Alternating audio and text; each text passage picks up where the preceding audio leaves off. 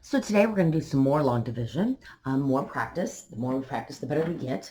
You'll need to take out your math notebook and open up to a new piece of paper. And then we're going to look at a story problem for today. All right, so let's see if I can get things squared away here so you guys can see. So in our notebook, we're going to solve this story problem. It says example 2. It says you make 12 equal payments for a go-kart. You pay a total of $1,380.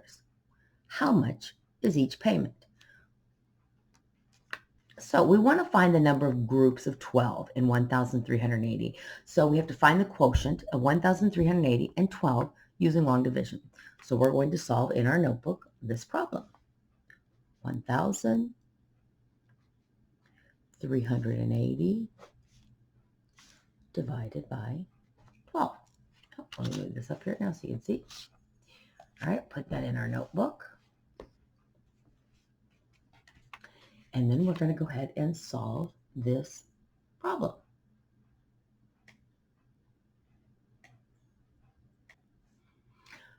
All right, so we know that 12 cannot go into 1.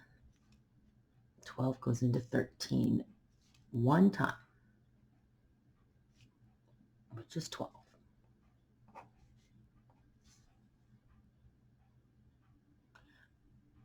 All right, remember we bring down one number. 12 goes into 18. It looks like only one time again because 2 would be too many. Subtract -6. And I bring down my last number, which is 0. 12 goes into 60. If you look at your multiplication chart, 12 does go into 60 evenly 5 times. All right, so the problem wanted to know how much is each payment. Well, we found out that each payment is $115. So we would label our answer like this. All right, so let me see if I can get my book straightened out here so you can see our next example.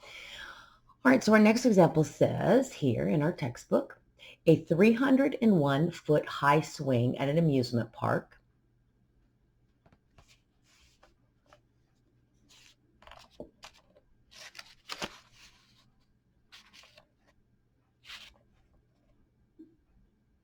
Oh, there it goes. Okay. A 300-foot high swing at an amusement park can take 64 people on each ride. A total of 10,250 people ride the swing today. All the rides are full except for the last ride. How many rides are given is our first question, and how many people are on the last ride? So let's see what it says here. To find the number of rides given, first you need to find the number of groups of 64 people in 10,250 people. So find the quotient of 10,250 and 64. So you'll notice the 301 number in our story is extra information. It's not the number that we're going to use to solve our problem. So let's go ahead and go to our notebook now. All right, so here we go. Back in our notebook. Once again, we're taking our 10,250 people and we're dividing it into 64 people on each ride. We need to find out how many rides there are. So if we look carefully, 64 is not going to be our multiplication chart. So we're going to probably need to do a little estimating here. Let's see. 64 cannot go into 1. It cannot go into 10. Now, when I get to 102, I know that 64 goes into 102 only one time. So when I line the 64 up, make sure I line it up here underneath the ones column right here with the 2. So we'll line it up and we'll subtract. 2 minus 4 we cannot do. So we come over here. And now we have 12 minus 4, which is 8. 9 minus 6, which is 3. And we'll pull down our 5. Now we have to look at 64 going into 385. I'll probably do a little guess and check here. I obviously know that 64 is going to go more than once. I'm going to guess more than twice. I'm not real sure about 3 or 4 times, so I'm going to go over here, and I'm going to go ahead and just do 64 times 3 on the side of my paper. So let's go ahead and do that. 3 times 4 is 12. 3 times 6 is 18 plus 1 is 19. Oh, if you notice, that's not very close at all. So let's jump all the way and let's multiply it maybe times, let's jump all the way to 6 and see what happens. 6 times 4 is 24. 6 times 6 is 36. Plus 2 more is 38. Oh my goodness, look at how close that is. So let's go ahead and say the 6, with line it up here above the 5. Put our 384. Subtract, and we got 1. Bring down the 0. We obviously know that 64 cannot go into 10. It's not big enough, so that is going to be a 0 up here.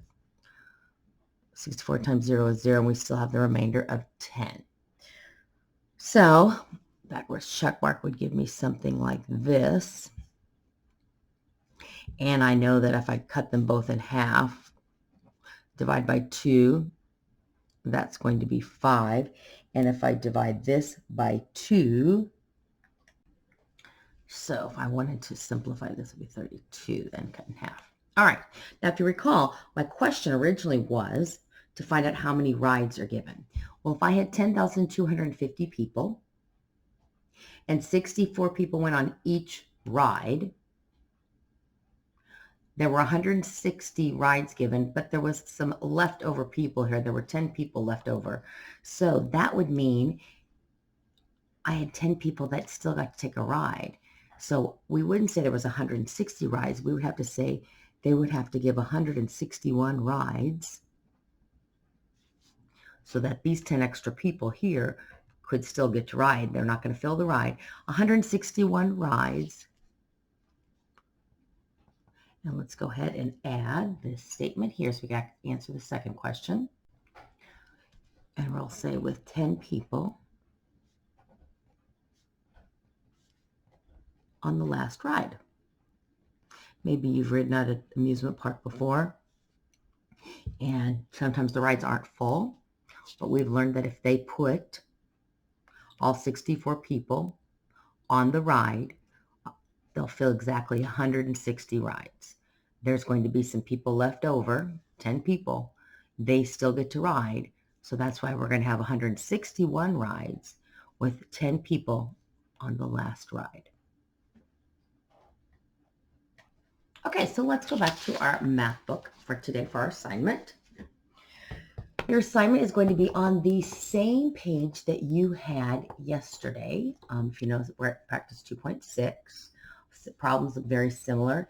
It is on page 685 here on the bottom. I don't know if you can see it.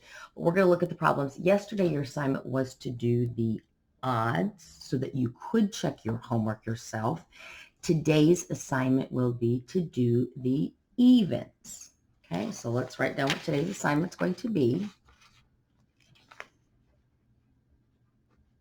Today's assignment is going to be page 85 and 86. But today we're going to do 2 through 36 even.